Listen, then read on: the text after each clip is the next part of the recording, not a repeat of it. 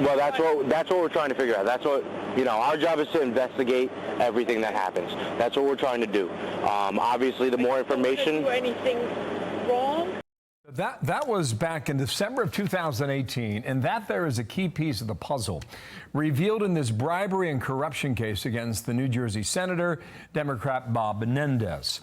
A fatal car accident involving his future wife, now linked to an alleged bribery scheme. Prosecutors accusing Menendez of interfering in a separate criminal investigation in return for a new Mercedes-Benz that replaced the wrecked vehicle on screen. Bill Spadea is a New Jersey radio talk show host. And Bill, good morning to you. Thank you for your time. We're trying Bill, how are you? Trying to figure this out, Sure. Actually, okay? Roll the soundbite. This is from Wednesday when he was asked about it. Senator, there's a report that your wife was potentially involved in a hit and run back in 2018. Do you have any comment on that? That was a tragic accident, and obviously we think of the family. Okay, so Bill, she hits this gentleman. Look, he dies, right? Yeah. And we see her on camera with a cop. How do we get from that to a bribery? From whom and for what? Right. Well, first of all, I mean, you have to go back to the incident.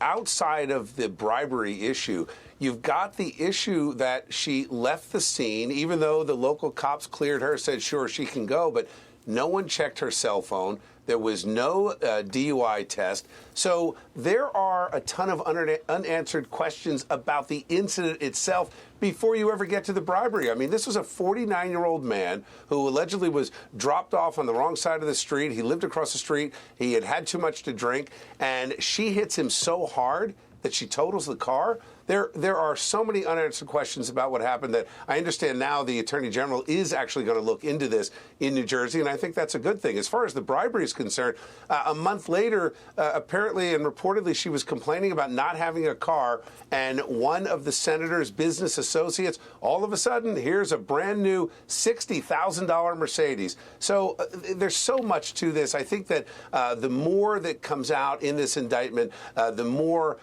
pressure is going to be on Bob Menendez to get rid of his seat. And just to be clear, Bill, the police did not give her any tickets or summonses afterward. Right. The police sergeant involved says it is determined at this time that she was not at fault for the motor vehicle crash and that Mr. Koop was jaywalking.